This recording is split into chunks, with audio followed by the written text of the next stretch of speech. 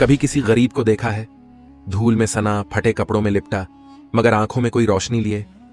अब जरा सोचिए, वही गरीब एक दिन उस अमीर की जिंदगी बदल देता है जिसने कभी उसे इंसान ही नहीं समझा था। यह कहानी है एक ऐसे आदमी की जिसके पास सब कुछ था मगर दिल नहीं था, और एक ऐसे फकीर की जिसके पास कुछ नहीं था मगर अल्लाह का डर, सब्र और इंसानियत थी। क्या होता है जब तकदीर एक अमीर को उसकी दौलत की हद दिखाती है और एक गरीब जिसे वो कभी ठुकरा चुका होता है उसे उठाकर इंसानियत का मतलब सिखा देता है।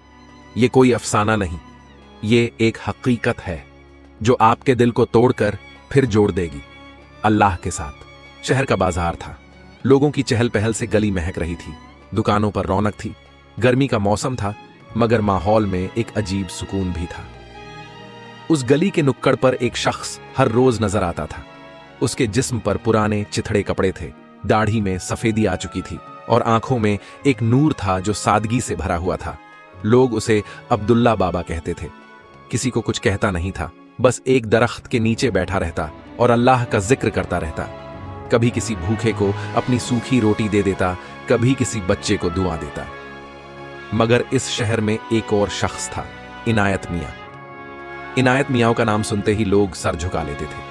शहर के सबसे बड़े कारोबारी, आलीशान कोठी, बड़ी बड़ी गाड़ियां, हजारों नौकर चाकर और घमंड ऐसा कि खुदा को भी जवाब दे दे। एक दिन इनायत मियां अपनी नई चमचमाती BMW में उस बाजार से गुजर रहे थे। इत्तेफाक से ट्रैफिक की वजह से गाड़ी रोकनी पड़ी। वो बेचैन हो उठे। AC चालू था मगर अंदर का घमंड और गर्म था। तभी उनकी नजर नुक्कड़ पर बैठे अब्दुल्ला बाबा पर पड़ी। अब्दुल्ला बाबा वहीं दरख्त के नीचे बैठे अल्लाहू कह रहे थे। पास ही एक बच्चा आकर उनसे रोटी ले रहा था जो शायद बाबा ने कहीं से बचाकर रखी थी। इनायत मियां का चेहरा तैश से लाल हो गया। उन्होंने शीशा नीचे किया और चीख कर बोले, अबे ओ फकीर, इस मोहल्ले की सूरत खराब कर रखी है तूने। बदबू आती है तेरे कपड़ों से। कोई और जगह नहीं मिली मरने को। बाजार में सन्नाटा छा गया। लोग सर झुका के निकल गए, कोई कुछ न बोला। अब्दुल्ला बाबा ने सिर उठाया, मुस्कुराए और बड़े इत्मीनान से बोले, साहिब, बदबू मेरे जिस्म से नहीं, आपके लफ्जों से आ रही है। अल्लाह ने रज़्क़ हर किसी को दिया है, कुछ को जाहिरी और कुछ को बातिनी।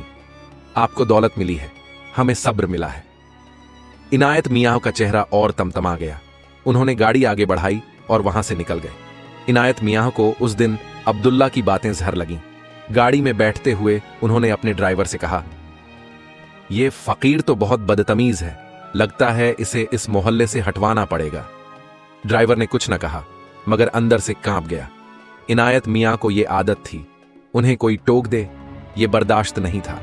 वो अपने ऐश और आराम में इतना डूबे थे कि उन्हें किसी और की तकलीफ या भूख की परवाह नहीं थी। उसी रात इनायत मियां अपने आलीशान बिस्तर पर लेटे थे। AC की ठंडी हवा चल रही थी मगर दिल बेचैन था। आंखों के सामने बार बार वही लफ्ज गूंज रहे थे, बदबू मेरे जिस्म से नहीं, आपके लफ्जों से आ रही है। वो करवटें बदलते रहे, उन्हें नींद नहीं आई। दिल में अजीब सी घुटन थी। सुबह उठे तो डॉक्टर को बुलवाया मगर रिपोर्ट नॉर्मल थी।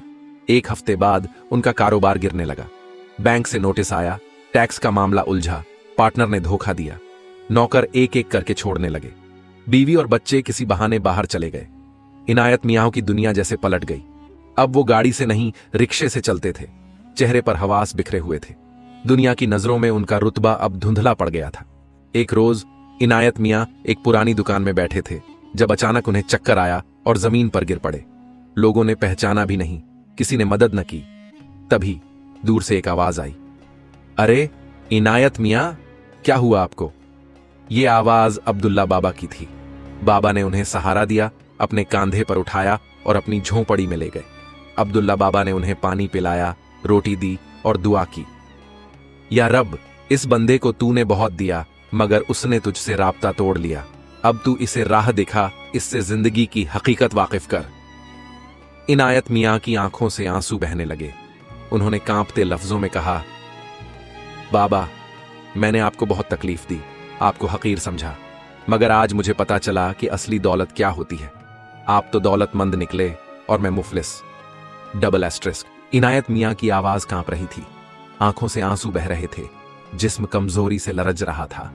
अब्दुल्ला बाबा ने उनके कांधे पर हाथ रखा, चेहरे पर वही पुरसुकून मुस्कुराहट थी। उन्होंने कहा, बेटा इनायत, अफसोस न कर। जब इंसान को अपनी गलती का एहसास हो जाए तो समझो कि अल्लाह उसे राह दिखाना चाहता है। तुम अल्लाह के बेहद करीब हो चुके हो। अब तुम्हारा दिल साफ हो रहा है। अब्दुल्ला बाबा की झोंपड़ी की फर्श मिट्टी की थी, छत से टपकते पानी की बूंदें, मगर दिल के अंदर एक रूहानी सुकून का समुंदर बह रहा था। इनायत मियां ने बाबा के पास बैठते हुए पूछा, बाबा, आप हमेशा यहां क्यों रहते हैं? जब आप इतने नेक हैं तो आपको कोई अमीर आदमी सहारा क्यों नहीं देता? बाबा ने चुप्पी तोड़ी। बेटा, मैंने अमीरी देखी है, मगर जब अपने भाई के हक को मारा, जब एक यतीम का हिस्सा खा लिया, तब समझ आया कि दौलत से कभी दिल नहीं भरता, जमीर से भरता है। तब से तौबा की और अल्लाह के दर पे बैठ गया। लोगों ने छोड़ा मगर अल्लाह ने थामा। इनायत मियां की आंखों में हैरत और दर्द दोनों थे। बाबा, क्या आपने भी मुझ ऐसी गलती की थी? हर गुनहगार को तौबा का हक है इनायत बेटा, मगर हर शख्स को वो हिम्मत नहीं मिलती जो तुमने दिखाई, गिरना और फिर संभल जाना। बाबा ने एक पुरानी लकड़ी की संदूक से कुरान मजीद निकाला। पन्ने पुराने थे मगर हर हरफ से नूर टपक रहा था। उन्होंने एक आयत पढ़ी, इन्ना माल उसरी युसरन। बेशक मुश्किल के साथ आसानी है। इनायत मियां की आंखें भर आईं। क्या मुझे भी माफी मिल सकती है बाबा? जब कोई रोकर अल्लाह को पुकारे तो उसके आंसू गवाही बनते हैं। हां बेटा, तुम्हें माफी मिल सकती है, मगर पहले दूसरों से माफी मांगनी होगी। अगले दिन इनायत मियां ने पहली बार मस्जिद का रुख किया, सर झुकाया, सजदा किया और तौबा की। या रब, मेरी दौलत ने मुझे अंधा कर दिया। तूने मुझे दिखाया कि असली रोशनी तुझसे है, दुनिया से नहीं। मुझे माफ कर दे। नमाज के बाद वो उन दुकानदारों के पास गए जिनसे कभी बदतमीजी की थी। एक एक से माफी मांगी, हाथ जोड़कर। मैं वही इनायत हूं जो घमंडी था, मगर अब मैं सबको सीख चुका हूं। कुछ ने हैरत से देखा, कुछ ने गले लगा लिया। अब इनायत मियां रोज सुबह बाबा की झोंपड़ी पर आते, खाना साथ लाते और उनकी बातें सुनते। एक दिन उन्होंने बाबा से कहा, बाबा, मैं अब अकेला हूं, सबने साथ छोड़ दिया, आप ही मेरा सहारा है। बाबा ने मुस्कुराते हुए कहा, नहीं बेटा, तेरा सहारा अल्लाह है, मैं तो बस एक जरिया हूं। अल्लाह ने तुझे अब चुन लिया है किसी नेक मकसद के लिए। इम्तिहान अभी बाकी था। एक रोज शहर में खबर फैली कि इनायत मियां का पुराना कारखाना नीलाम होने वाला है। बाबा ने पूछा, क्या तुम फिर से दौलत पाना चाहते हो? इनायत मियां ने जवाब दिया, अगर वो दौलत किसी भूखे का पेट भर सकती हो, किसी बेघर को छत दे सकती हो, किसी यतीम को स्कूल भेज सकती हो, तो हां बाबा, अब दौलत मुझे नहीं चाहिए, मगर दूसरों के लिए चाहिए। इनायत मियां ने अपने पुराने कारखाने को खरीदने की कोशिश नहीं की। उन्होंने एक चैरिटी शुरू की, नाम रखा अब्दुल्ला वेलफेयर फाउंडेशन। इस फाउंडेशन ने पहले ही महीने में 50 गरीब बच्चों का स्कूल में दाखिला करवाया, 30 विधवाओं को महीने की राशन सहायता दी और एक फ्री क्लिनिक की बुनियाद रखी। अब हर शख्स इनायत मियां को देखकर कहता, ये वही है ना जो गरीबों को तौहीन से देखता था। हां, अब ये गरीबों के लिए जीता है। अब्दुल्ला बाबा हर रोज मस्जिद में इनायत मियां के लिए दुआ करते। उन्होंने कहा, या रब, इसे अपने नेक बंदों में शामिल कर ले। इनायत मियां की आंखों में अब घमंड नहीं, सुकून था। एक रोज उन्होंने बाबा से कहा, बाबा, अब मैं चाहता हूं कि हर इनायत को एक अब्दुल्ला मिले जो उसे रास्ता दिखाए। बाबा ने आंसू पोंछे और कहा, बेटा, अब तू भी किसी का अब्दुल्ला बन जा। Double asterisk. ये लफ्ज इनायत मियां के दिल में जैसे पत्थर की तरह उतर गए। उस रात उन्होंने नींद नहीं ली। हर लम्हा, हर सांस उन्हें यह एहसास दिला रही थी कि अब वो सिर्फ अपने लिए नहीं, बल्कि उन लोगों के लिए जिंदा हैं जो कभी उनके जैसे जुल्मों का शिकार हुए थे। अब इनायत मियां की जिंदगी का हर दिन गरीबों की खिदमत में बीतता था। सुबह अल्लाह का जिक्र, दोपहर बच्चों के स्कूल का मुआयना, शाम को क्लिनिक और राशन की तकसीम। मगर अंदर ही अंदर उनका दिल एक अजीब बेचैनी में घिरा रहता था। कभी कभी मांझी के लम्हात नींद में सामने आ खड़े होते, कुछ आहें, कुछ आंसू और कुछ चेहरे। एक रात वो तिजारत के पुराने रिकॉर्ड देख रहे थे कि अचानक एक पुराना फाइल उनके सामने आ गया। उसमें लिखा था, किश्वर बीबी बनाम इनायत ट्रेडिंग, जमीन हड़पने का मुकदमा 2013। उनके हाथ कांप गए। ये नाम भुला नहीं था, बस दफन हो चुका था, मगर अब वो लफ्ज, वो शक्ल, वो दर्द फिर से सामने आ गया। किश्वर बीबी एक बेवा औरत थी जो अपने 3 बच्चों के साथ एक छोटे से घर में रहती थी। उनके शौहर ने जिंदगी भर की कमाई से एक जमीन ली थी जहां वो स्कूल बनवाना चाहती थी, मगर इनायत मियां ने अपने पावर और सियासी रसूख से वो जमीन जब्त कर ली थी। किश्वर बीबी अदालतों के चक्कर काटती रहीं और आखिरकार एक दिन उन्होंने हार मान ली। उनके बच्चों को स्कूल छोड़ना पड़ा और एक बेटा बीमारी से चल बसा। ये सब कुछ इनायत मियां के दस्तखत से हुआ था। अब इनायत मियां को चैन न था। उन्होंने अब्दुल्ला बाबा से पूरी बात बयान की, हर गुनाह, हर धोखा। बाबा ने गहरी सांस ली। बेटा, तौबा अल्लाह से करना आसान है, मगर जिनसे तुमने हक छीना उनसे माफी मांगना ज्यादा जरूरी है। बाबा, अगर वो औरत अब जिंदा ना हो तो उसके बच्चों से माफी मांगो और जो छीना था उससे ज्यादा लौटाओ। यही असली तौबा है। इनायत मियां ने उसी रात पुराने दस्तावेज, एड्रेस और लोगों से मालूमात इकट्ठी करना शुरू किया। आखिरकार 2 हफ्तों की कोशिश के बाद उन्हें पता चला कि किश्वर बीबी अब इस दुनिया में नहीं रही, मगर उनके 2 बच्चे फरहान चा और ईद जैनब हा किसी बस्ती में बहुत मुफलिसी में रह रहे हैं। इनायत मियां जब उस बस्ती पहुंचे तो हालत देखकर उनके दिल में टीस उठी। टूटा हुआ मकान, दीवारों से उतरता पलस्तर और एक बच्चा जो अब जवान हो चुका था चूल्हे में लकड़ी डाल रहा था। क्या आप फरहान हैं? क्यों पूछ रहे हैं? आप कौन? इनायत मियां ने जवाब न दिया, बस सर झुका लिया। मैं वही हूं जिसकी वजह से तुम्हारी मां अदालतों के चक्कर काटती रही, जिसकी वजह से तुम्हारा भाई दवा न मिल पाने के कारण मर गया। मैं इनायत मियां हूं। फरहान की आंखें अंगारे बन गईं। उसने लपक कर एक पत्थर उठाया और चीखा, निकालो यहां से। अगर इंसाफ नहीं दे सकते तो शर्म भी मत करो। इनायत मियां ने उस पत्थर को झेल लिया। लहू टपकने लगा। मुझे सजा मंजूर है बेटा, मगर अल्लाह जानता है मैं अब बदल चुका हूं।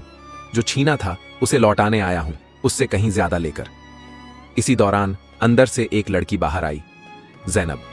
उसकी आंखों में थकान थी मगर एक अजीब ठंडक भी। भाई, बस करो। अगर ये वाकई तौबा करना चाहते हैं तो इन्हें मौका दो। मां कहती थी, बदला लेने से इंसाफ नहीं होता, माफ कर देने से इंसानियत बचती है। फरहान ने बहन की तरफ देखा, फिर इनायत मियां की आंखों में। वहां सिर्फ पशेमानी और गुबार था। इनायत मियां ने अगले ही दिन अपने वकील से कागजात तैयार करवाए। किश्वर बीबी की जमीन उनके बच्चों को वापस की। उसके अलावा एक बैंक अकाउंट में 20 लाख रुपए जमा करवा दिए। यह उनकी मां की मेहनत का हक है जो मैंने छीन लिया था।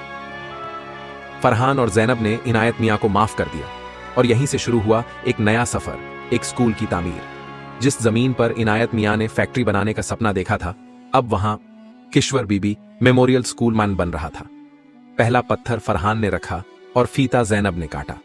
वो शाम यादगार थी जब अब्दुल्ला बाबा ने इनायत मियां का हाथ पकड़कर कहा, अब तू वाकई किसी का अब्दुल्ला बन चुका है। तुझे अब अल्लाह के करीब होने से कोई रोक नहीं सकता। इनायत मियां ने बाबा के कदमों में सर रख दिया। आंखों से झरझर आंसू बह रहे थे। बाबा, अगर अल्लाह मुझे कबूल कर ले तो मैं जिंदगी भर ऐसे ही हक बहाल करता रहूंगा। इनायत मियां की यह बात जैसे आसमान में दर्ज हो चुकी थी। उनके चेहरे पर अब एक नई रोशनी थी, तौबा की, इंसानियत की और सच्चाई की। मगर उन्हें यह नहीं पता था कि नेकियों का यह सफर जितना खूबसूरत है उतना ही मुश्किल भी है, क्योंकि नेक राह पर चलने वाले इंसान को शैतान कभी चैन से नहीं रहने देता। अब किश्वर बीबी मेमोरियल स्कूल की इमारत धीरे धीरे तैयार हो रही थी। इनायत मियां सुबह सुबह बच्चों के लिए तालीमी सामान लेकर जाते, मजदूरों के साथ बैठकर चाय पीते और गरीब बच्चों से गुफ्तगू करते। बस्ती वालों की नजरों में अब वो नायक बन चुके थे। अब्दुल्ला अंकल, क्या आप हमारे लिए कुरान की तालीम का इंतजाम कर सकते हैं? अम्मी कहती थीं कि इल्म वही मुकम्मल होता है जिसमें दुनियावी और दीनी दोनों तालीम हो। इनायत मियां की आंखें भर आईं। बिल्कुल बेटा, तुम्हारी अम्मी अब भी हमारे साथ हैं। उनकी रूह इस काम में बरकत बनकर मौजूद है। सब कुछ अच्छा चल रहा था, लेकिन एक दिन इनायत मियां के पुराने मुनीम अब मोहतरम कासिम अली उनके दफ्तर आए। चाय के बाद उन्होंने बात शुरू की। हुजूर, ये सब क्या कर रहे हैं आप? करोड़ों की दौलत लगा दी इन झुग्गी वालों पर, फायदा क्या है? इनायत मियां ने मुस्कुराकर जवाब दिया, कासिम, कभी अपने जमीर से पूछा है कि फायदा क्या है इनका? कासिम अली ने बुरा माना। हुजूर, पहले आप जो थे, आज अगर वो बन जाए तो दोबारा राज कर सकते हैं। ये फाउंडेशन, ये स्कूल, ये दान सब दिखावा है। आपको चलाना है शहर, न कि इसके गरीबों का बोझ उठाना। इनायत मियां ने पहली बार सख्त लहजे में कहा, अगर तुम यही सोचते हो तो आज से हमारे रास्ते जुदा। अल्लाह के नाम पर जो काम किया जा रहा है उसमें शैतान का मशवरा मंजूर नहीं। कासिम अली जाते वक्त सिर्फ एक बात कहकर गया, फिर देखिएगा साहब, अल्लाह से पहले शैतान भी आजमाता है। एक हफ्ते बाद ही इनायत मियां के फाउंडेशन पर माली बदइंतजामी और चंदे में धोखाधड़ी के इल्जाम में गिरफ्तारी वारंट जारी हुआ। पुलिस उनके दफ्तर पहुंची, उन्हें सबके सामने हथकड़ियों में बांधा गया। बस्ती के बच्चे रोने लगे, औरतें दुआएं करने लगीं, मगर इनायत मियां का चेहरा शांत था। या अल्लाह, अगर ये मेरा इम्तिहान है तो मैं सर झुकाकर कबूल करता हूं। जेल की सलाखों के पीछे अब कोई एसी ऑफिस न था, न मुलाजिम, न चाय पेश करने वाला। सिर्फ एक पत्थर की सिल थी और दीवारें जो सर्दी में भी पसीना दिला दें। मगर इनायत मियां के पास एक चीज थी, सब्र और ईमान। उन्होंने रोजा रखा, नमाजें पढ़ी और जेल के दूसरे कैदियों को कुरान की तालीम देना शुरू कर दिया। बाबा को जब खबर मिली तो उन्होंने फौरन वकील से बात की। शहर में दस्तखत की मुहिम शुरू करवाई कि इनायत मियां बेगुनाह है। बस्ती के लोगों ने जलसे किए, स्कूल के बच्चों ने पोस्टर बनाए, हमें इनायत अंकल चाहिए, बेकसूर को रिहा करो। 3 हफ्ते की तहकीकात के बाद पता चला कि यह सब कुछ मुहतरम कासिम अली वारन की साजिश थी। उसने फर्जी दस्तावेज बनाए और पुलिस को घूंस देकर इनायत मियां को फंसाया। जैसे ही सच्चाई सामने आई, अदालत ने इनायत मियां को बाइज्जत बरी किया। बस्ती में जश्न का माहौल था। स्कूल में मिठाइयां बांटी गईं और जैनब ने हाथ में एक छोटा सा कार्ड पकड़ा जिसमें लिखा था, वेलकम होम बाबा ए इंसानियत। रिहाई के बाद पहली तकरीर में इनायत मियां ने कहा, दोस्तों, जब आप नेक राह पर चलते हैं तो सबसे पहले शैतान आपको गिराने की कोशिश करता है, मगर याद रखना, जब दिल सच्चा हो तो अल्लाह सब देखता है और उसकी मदद वक्त पर आती है। अब फरहान भी इनायत मियां के साथ काम करने लगा था। पहले जो लड़का पत्थर उठाता था, अब वही स्कूल के बच्चों को तालीम दे रहा था। अंकल, अब मैं भी किसी का सहारा बनना चाहता हूं, इनायत मियां ने गले लगाकर कहा। बेटा, यही तो असली जीत है, जब नफरत माफी में बदल जाए और दर्द से उम्मीद पैदा हो। एक रात बाबा की तबीयत बिगड़ गई, उन्हें अस्पताल ले जाया गया। इनायत मियां उनके सिरहाने बैठे थे। बाबा ने धीमी आवाज में कहा, बेटा, अल्लाह ने मेरा काम मुकम्मल करवा दिया, अब तेरा सफर शुरू है। वादा कर, किसी को गिरने न देगा जैसे तू गिरा था और मैंने उठाया था। इनायत मियां की आंखों से आंसू बह निकले। बाबा, आपकी अमानत मेरी रूह पर है, जब तक सांस है मैं इंसानियत की रोशनी जलाता रहूंगा। बाबा ने मुस्कुराकर कलिमा पढ़ा और रूह सकून से रवाना हो गई। अब्दुल्ला बाबा की आंखें बंद हो चुकी थीं, मगर उनके लबों पर एक ऐसी मुस्कान थी जो गवाही दे रही थी। वो कामयाब हुए। इनायत मियां उनके सीने पर सर रखे आंसू बहा रहे थे, जैसे कोई बच्चा अपने बाप को आखिरी बार पकड़कर अलविदा कह रहा हो। बस्ती की गली में उस दिन तंगी, मुफलिसी और गरीबी नहीं थी, बल्कि हर गली में एक नाम था, अब्दुल्ला बाबा। बच्चे अपने हाथों में दुआ के कार्ड उठाए हुए थे, औरतें रो रही थीं, बूढ़े मर्द कुरान की तिलावत कर रहे थे और इनायत मियां, उन्होंने बाबा के कफन को अपने हाथों से बांधा, जनाजा खुद उठाया और कब्र में उतरकर उन्हें सुपुर्द ए खाक किया। या अल्लाह, जिस तरह इस बंदे ने लोगों की जिंदगी संवरी, वैसे ही इस पर अपनी रहमतें फरमा। दूसरे दिन इनायत मियां को एक पुराना लिफाफा मिला। ऊपर अब्दुल्ला बाबा की लिखाई थी, इनायत बेटे के लिए, जब मेरी आंखें बंद हो जाएं। लिफाफा खोला गया। अंदर एक तहरीर थी जो यकायक वजूद को हिला देने वाली थी। इनायत बेटे, अगर तू ये खत पढ़ रहा है तो मैं अपनी रूह अल्लाह के हवाले कर चुका हूं, मगर मेरी एक आखिरी तमन्ना बाकी है। गांव धौलीपुर में एक बस्ती है जिसे लोग बेवाओं की बस्ती कहते हैं। वहां मेरी छोटी बहन रही थी, रुखसार बीबी। जब मैं यहां आया तो मजबूरी में उनसे रिश्ता टूट गया।